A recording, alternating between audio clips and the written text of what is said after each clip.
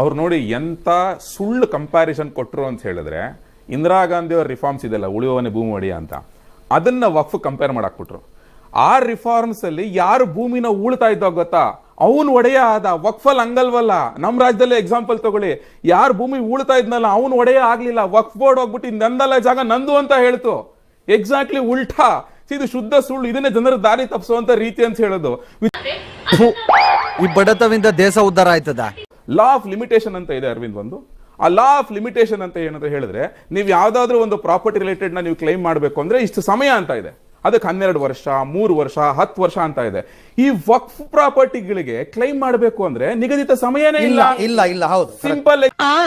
ಹೌದಾ ಅವರೇ, ಉಳುವವನೇ ಹೊಲದಡಿಯಾಗೂ ಈಗಿನ ವಕ್ಫ್ ಆಕ್ಟ್ಗೂ comparing apples with oranges comparison ತಪ್ಪು ಅಂತ ಸ್ಟಾರ್ಟ್ ಒಂದೇ ನಿಮಿಷ.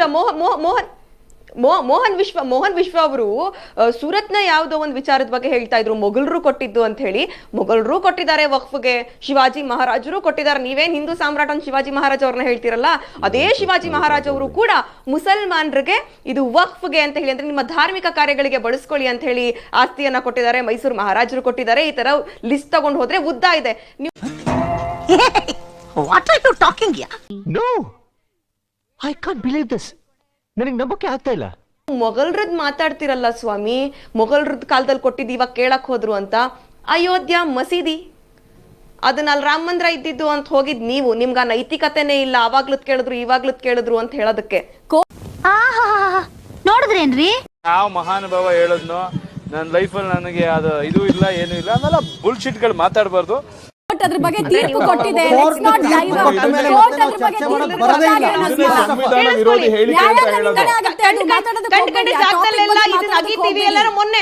ಮೊನ್ನೆ ಯಾರೋ ಬಿಜೆಪಿ ಅವರು ಸ್ಟೇಟ್ಮೆಂಟ್ ಕೊಡ್ತಾ ಇದ್ರು, ಶ್ರೀರಂಗಪಟ್ಟಣದಲ್ಲಿ ಹೋಗ್ಬಿಟ್ಟು ಅಗಿತೀವಿ ಅಂತ ಹೇಳಿ. ಅಲ್ದೇ ನೀನು ಯಾವನೇ ನೀನು ರೈಟ್ಸ್ ಕೇಳಕ್ಕೆ ನೀ ಯಾವನೇ ಕೇಳಕ್ಕೆ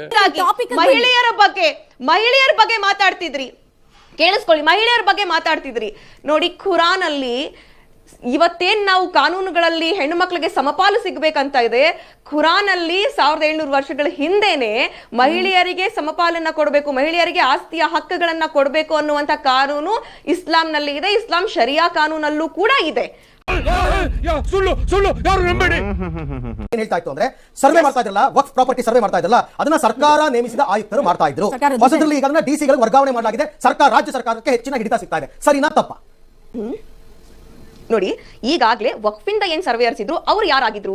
ಅವರು ಕೂಡ ವಕ್ಫಿನ ಸರ್ವೇಯರ್ಸ್ ಅಂದ್ರೆ ಸರ್ಕಾರದ ಸರ್ವೇಯರ್ಸೇ ಆಗಿದ್ರು. ನಾನು ಪದೇ ಪದೇ ಹೇಳ್ತಾ ಇದ್ದೀನಿ, ವಕ್ಫ್ ಅಂದ್ರೆ ಯಾವುದೋ ಗ್ರಹದಿಂದ ಉದುರಿ ಬಂದಿರುವಂತಹ ಒಂದು ಸಂಸ್ಥೆ ಅಲ್ಲ, ಸರ್ಕಾರವೇ ನಡೆಸ್ತಾ ಇರುವಂತಹ. ಆದ್ರೆ ರಾಜ್ಯ ಸರ್ಕಾರದ ನೇರ ಹಸ್ತಕ್ಷೇಪ ಇರಲಿಲ್ಲ, ರೆವಿನ್ಯೂ ಡಿಪಾರ್ಟ್ಮೆಂಟ್ ಬರ್ತಿರ್ಲಿಲ್ಲ. ರೆವಿನ್ಯೂ ಡಿಪಾರ್ಟ್ಮೆಂಟ್ ಕೆಳಗಡೆ ಬರ್ತಿರ್ಲಿಲ್ಲ ಅದು. ಈಗ ಅದನ್ನ ರೆವಿನ್ಯೂ ಡಿಪಾರ್ಟ್ಮೆಂಟ್ ಅಂಡರ್ ತರ್ತಾ ಇದ್ದಾರೆ. ಇಲಾಖೆನೂ ಹಾಗೆ ಮಾಡ್ತೀರಾ? ಮುಜರಾಯಿ ಇಲಾಖೆನೂ ಹಾಗೆ ಮಾಡ್ತೀರಾ? ಮುಜರಾಯಿ ಇಲಾಖೆ ಇದೆ ಆಲ್ರೆಡಿ. ಅದು ಸರ್ಕಾರದ ಅಂಡರ್ನಲ್ಲೇ ಇದೆ ಮುಜರಾಯಿ ಇಲಾಖೆ. ಕೇಳಿಸ್ಕೊಳ್ಳಿ, ಇದೇ ವಿಶ್ವ ಹಿಂದೂ ಪರಿಷತ್ನವರು ದಿನ ಸ್ಟೇಟ್ಮೆಂಟ್ ಕೊಡ್ತಾ ಇರ್ತಾರೆ, ಸರ್ಕಾರದ ಜೊತೆಗೆ ದೇವಸ್ಥಾನಗಳು ಇರೋದು ಬೇಡ, ದೇವಸ್ಥಾನಗಳನ್ನ ಖುಲಾಸೆ ಮಾಡ್ಬಿಡಿ ಅಂತ ಹೇಳಿ. ಮಾಡ್ಕೊಂತೀರಾ? ಹಂಗಿದ್ರೆ ನೀವು ದೇವಸ್ಥಾನಗಳನ್ನ ಖುಲಾಸೆ ಮಾಡಿ ಅಂತ ಕೇಳ್ಬೋದು, ಮಸೀದಿಗಳು ಮತ್ತೆ ವಕ್ಫಿನ ಆಸ್ತಿ ಮಾತ್ರ ಸರ್ಕಾರಕ್ಕೆ ಇರಬೇಕು ಅಂತ ಕೇಳೋದು ಎಷ್ಟು ಸರಿ? ಹಾಗಿದ್ರೆ ಇಂಥ ಪುಂಗಿ ಗಿರಾಕಿಗಳನ್ನ ಅದೆಷ್ಟು ನೋಡ್ಬಿಟ್ಟಿದ್ದೀನೋ ನಾನು. ಆದ್ರೆ ನನ್ ಲಿಂಕ್ ಎಷ್ಟು ದೊಡ್ಡದು ಅದೆಷ್ಟು ನೋಡ್ಬಿಟ್ಟಿದ್ದೀನೋ ಇಂಥ ಪುಂಗಿ ಗಿರಾಕಿಗಳನ್ನ. ಇದನ್ನ ನಂಬ್ಕೊಂಡು ಹೋದ್ರೆ ಅಷ್ಟೇ ಈ ಗಿರಾಕಿಗಳ ಪೊಟ್ಟು.